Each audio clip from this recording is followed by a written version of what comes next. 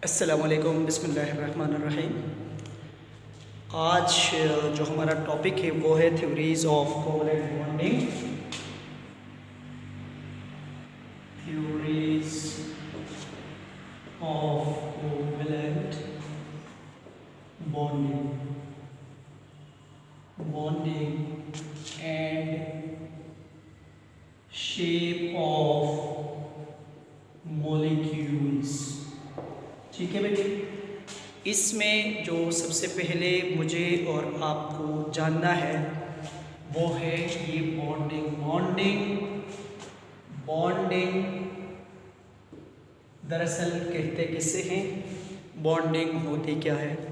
तो बेटा एक चीज़ आप हमेशा देख लें कि हम सब अपने पेरेंट्स से मोहब्बत करते हैं, हम सब के दरमियान रिश्ते होते हैं, वो रिश्ते हमें जोड़ के रखते हैं। जिस तरह हम इंसानों के पास रिश्ते होते हैं, बिल्कुल इसी तरीके से एटम्स के दरमियान भी रिलेशनशिप्स होते हैं। एटम के दरमियान जो रिलेशनशिप्स होती हैं उनको हम बॉन्डिंग कहते हैं। तो बॉन्डिंग कुछ भी नहीं है सिवाय इसके कि ये एक फोर्स है जो एटम्स को होल्ड करके रखती है मॉलिक्यूल्स में। ठीक है, फॉर एग्जांपल अगर मैं बात करता हूँ कि ये जो H2 मॉलिक्यूल है, इस H2 मॉलिक्यूल्स को मैं दो हाइड्रोजन एटम्स हैं जिनको एक फोर्स ने बॉन्ड करके रखा है, उस फोर्स को हम बॉन्डिंग नाम देते हैं। ये जो बॉन्डिंग है ये तीन तरह की होती है। एक को हम कहते हैं आयोनिक बॉन्डिंग। दूसरी तरह की जो बॉन्डिंग है हमारे पास है वो कोवेलेंट बॉन्डिंग। और तीसरी जो हमारे पास बॉन्डिंग है उसको हम कहते हैं कोवेलेंट बॉन्डिंग। ये तीन डिफरेंट तरह की बॉन्डिंग्स हैं जिसमें डिफरेंस सिर्फ और सिर्फ electron donating, electron sharing and one side sharing का डिफरेंस होता है। जैसे आयोनिक बॉन्डिंग में एक एटम से इलेक्ट्रॉन मुकम्मल तौर पर ट्रांसफ़र हो जाता है दूसरे एटम में। फॉर एग्जांपल आयोनिक बॉन्डिंग हमेशा Na और Cl, जब इन दोनों के दरमियान बॉन्डिंग होती है तो हमेशा आयोनिक बॉन्ड बनता है। इसमें कैसे बनता है, सबसे पहले ये जो Na है ये एक इलेक्ट्रॉन लूज कर देता है और Na प्लस बना देता है। ये जो इलेक्ट्रॉन लूज हुआ उसे ये एक Cl मॉलिक्यूल गेन करता है और Cl नेगेटिव बना देता है। ये इलेक्ट्रॉन के ट्रांसफॉर्मेशन की वजह से प्लस और माइनस चार्जेस एटम्स में अपीयर होती हैं, उसको हम आयॉन्स कहते हैं। जिस आयन के ऊपर पॉजिटिव चार्ज होता है उसको हम कहते हैं कैट आयन, और जिसके ऊपर नेगेटिव चार्ज होता है उसको हम कहते हैं एन आयन। ये जो पॉजिटिव और नेगेटिव चार्जेस हैं ये एक दूसरे को अट्रैक्ट करती हैं और ये एक तरह का बॉन्ड बन जाता है जिसको हम कहते हैं आयोनिक बॉन्डिंग। ठीक है, और आपने सुना भी होगा कि NaCl इज आयोनिक कंपाउंड। हम क्यों कहते हैं आयोनिक कंपाउंड, वो तमाम मॉलिक्यूल्स, वो तमाम कंपाउंड्स जिनमें आयोनिक बॉन्ड होता है उसको हम कहते हैं आयोनिक बॉन्डिंग। इसी तरीके से कोवेलेंट बॉन्डिंग में क्या होता है, इलेक्ट्रॉन्स शेयर होते हैं। एक तो नेचर हमने देखा बॉन्डिंग का कि इलेक्ट्रॉन ट्रांसफ़र हो जाता है, एक एटम से निकलता है दूसरे एटम में चला जाता है। अब दूसरी तरह की जो हमारे पास बॉन्डिंग है वो है इलेक्ट्रॉन्स शेयर करने वाली सलाहियत। फॉर एग्जांपल अगर मैं ऑक्सीजन की बात करूं कि जब एक ऑक्सीजन एटम दूसरे ऑक्सीजन एटम के साथ मिलता है तो ये O2 बना देता है। यहाँ पर हो क्या जाता है कि ये जो ऑक्सीजन है ये दोनों ऑक्सीजन एक दूसरे के साथ दो इलेक्ट्रॉन शेयर करती हैं और यहाँ पर कोई आयन नहीं बनता। ठीक है, कोई आयन नहीं बनता यहाँ पे और इलेक्ट्रॉन शेयर होते हैं।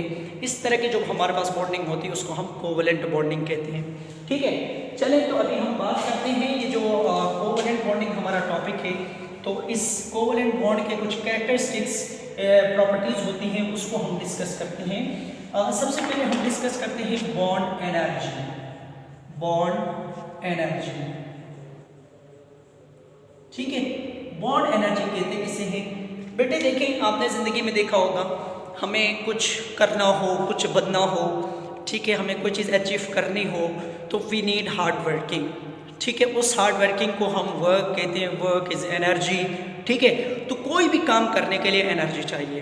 तो बिल्कुल इसी तरीके से एटम्स जब बॉन्ड बनाते हैं तो या तो उनको एनर्जी चाहिए होती है, हमें एनर्जी देनी होती है, या तो उनसे एनर्जी रिलीज़ होती है, ठीक है। तो अभी देखते हैं कि रिलीज़ कब होती है और एब्जॉर्ब कब होती है। याद रखें, जब भी मॉलिक्यूल स्टेबल हो रहा होगा, जब भी मॉलिक्यूल स्टेबल हो रहा होगा उस वक्त उसकी एनर्जी डिक्रीज होती है। एटम या मॉलिक्यूल की एनर्जी डिक्रीज होने का मतलब ये हुआ कि उसने अपनी एनर्जी लूज कर दी है, उसने अपनी एनर्जी को रिलीज किया है, ठीक है।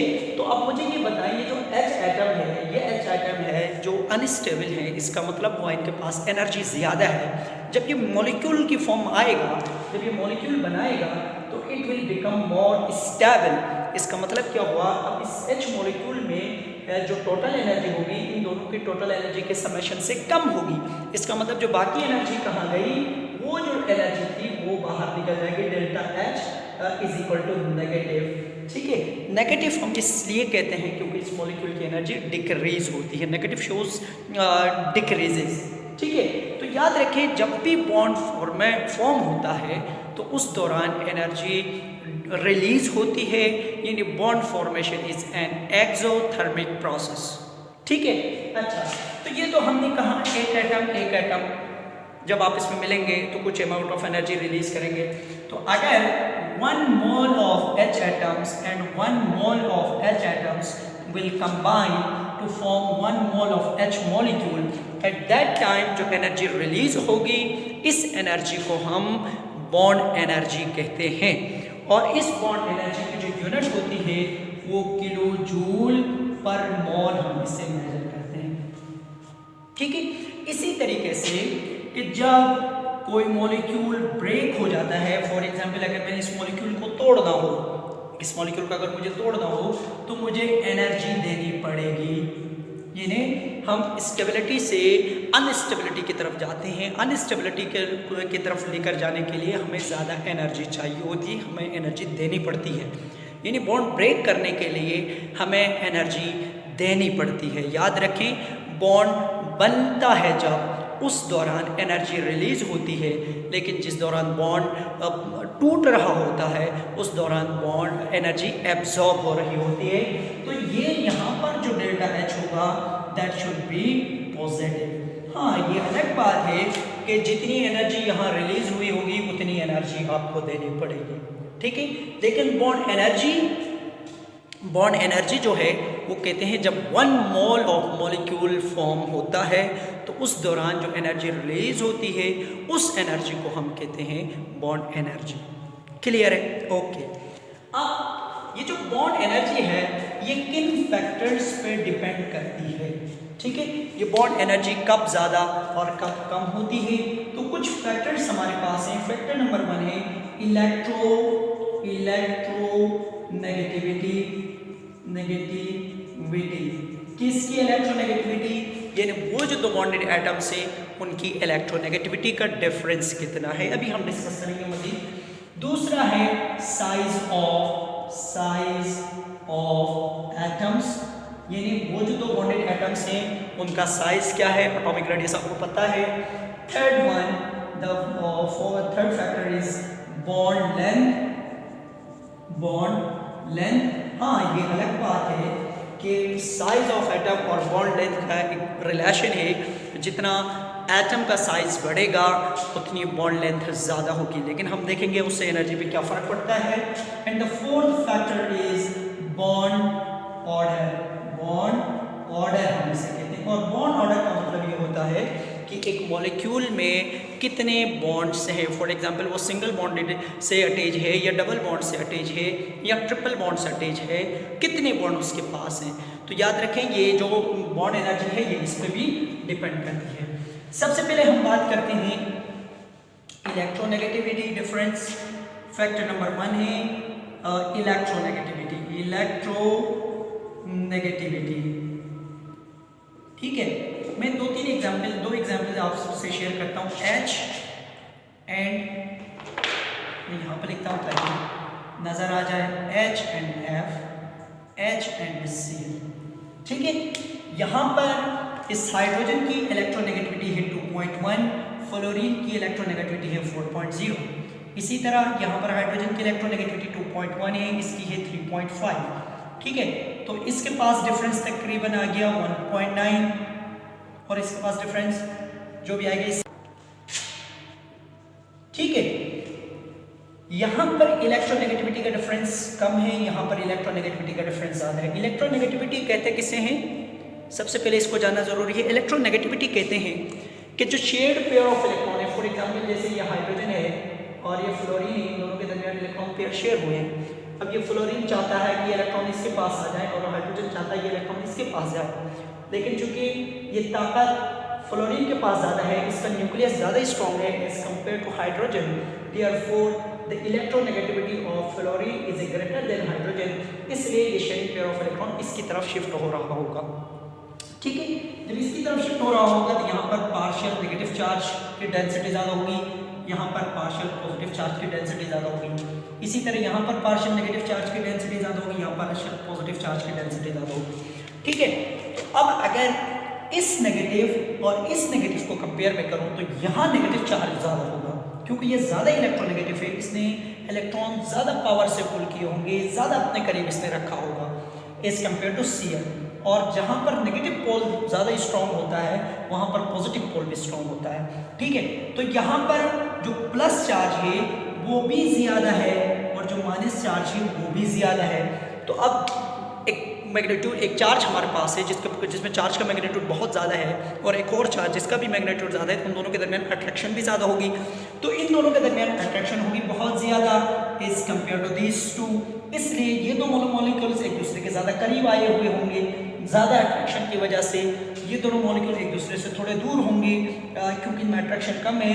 तो इस मॉलिक्यूल में बॉन्ड एनर्जी या बॉन्ड लेंथ ज़्यादा होगी, इसमें बॉन्ड लेंथ कम होगी। तो जहाँ पर बॉन्ड एनर्जी बॉन्ड लेंथ ज़्यादा होती है वहाँ बॉन्ड एनर्जी कम होती है। याद रखें, बॉन्ड एनर्जी और बॉन्ड लेंथ के दरमियान हमेशा इनवर्स रिलेशन होगा। तो इलेक्ट्रोनेगेटिविटी की वजह से बॉन्ड लेंथ में फ़र्क पड़ता है क्योंकि अट्रैक्शन ज़्यादा होती है। ठीक है, साइज ऑफ एटम से भी यही होता है, साइज ऑफ एटम से बॉन्ड लेंथ में फ़र्क पड़ता है। अगर साइज ऑफ एटम बड़ा है तो बॉन्ड लेंथ ज़्यादा होगी और साइज ऑफ एटम कम है, छोटा है, तो बॉन्ड लेंथ भी कम होगी। अब जब बॉन्ड लेंथ कम है तो बॉन्ड एनर्जी ज़्यादा होगी और बॉन्ड लेंथ ज़्यादा है तो बॉन्ड एनर्जी कम होगी। ठीक है, अच्छा, तो ये तीनों फैक्टर्स इंटरलिंक हैं, तो इसमें ज़्यादा दिक्कत आपको नहीं। अब दूसरी बात करते हैं, फोर्थ फैक्टर की बात करते हैं जो कि हमारे पास है बॉन्ड ऑर्डर। अब देखें, यहाँ पर कार्बन है और ये कार्बन है। हम सबको पता है कार्बन की 4 वैलेंसीज होती हैं। ठीक है, और इसी तरीके से एक और मॉलिक्यूल है कार्बन का। ठीक है, एक और मॉलिक्यूल है। ठीक है, अब देखें यहाँ पर कार्बन कार्बन सिंगल बॉन्ड है, लेकिन यहाँ पर कार्बन कार्बन डबल बॉन्ड है। मतलब यहाँ पर एक रिश्ता है, यहाँ पर 2 रिश्ते हैं। ठीक है, और यहाँ पर 3 रिश्ते हैं। ये हमारे रिलेशनशिप्स होते हैं ना, बिल्कुल इसी तरीके से कि एक शख्स ऐसा होता है जिसके साथ हमारा सिर्फ एक ही रिश्ता होता है। अच्छा, एक शख्स ऐसा होता है जिसका हमारे साथ 2 रिश्ते होते हैं, एक शख्स ऐसा होता है जिसका हमारे साथ 3 रिश्ते होते हैं। तो जितने ज़्यादा नंबर ऑफ रिलेशंस होंगे उतने हमारे अंदर जो कोऑर्डिनेशन होती है वो स्ट्रॉन्ग होती है, अट्रैक्शन ज़्यादा होगी, एक दूसरे के करीब आए हुए होंगे, न्यूक्लियस से सही करके होल्ड किया होगा। तो यहाँ पर यानी मल्टीपल बॉन्ड के आने की वजह से जो बेसिक काम हो रहा होता है वो ये है, बॉन्ड लेंथ डिक्रीज हो रही होती है। तो जब बॉन्ड लेंथ डिक्रीज होती है तो अब आप खुद बता सकते हैं कि बॉन्ड एनर्जी में क्या फ़र्क पड़ता होगा।